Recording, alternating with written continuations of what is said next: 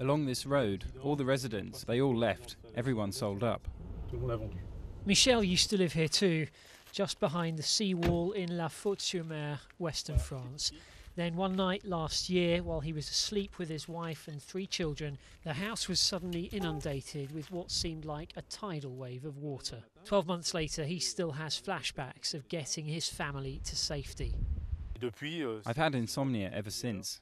I wake up every half hour. The cause? Storm Xynthia, the most damaging storm to hit France in a decade. The government, who came to accept that this area is a high flood risk, agreed to buy back the properties of affected homeowners. Michel, like more than 500 others, took the deal and tried to move on. In any case, we can't go back, so we have to look to the future and think about what our children and grandchildren can look forward to, rather than hoping to come back to a house like this. We'll never be back in a house like this, that's for sure. But not everyone was able to sell their property to the state. Some, like Andrée, were deemed to fall outside of the high-risk zone.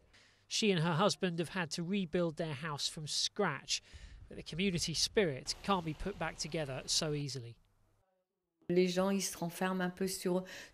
People here have turned in on themselves a bit. We all said, oh, when we get back, we'll have a drink and celebrate our return. But not everyone has finished refurbishing, so we're still waiting for better days to come, perhaps. Those that were able to sell their houses to the French government weren't always keen to do so. Christian, a little further round the coast, has held out until now before signing on the dotted line.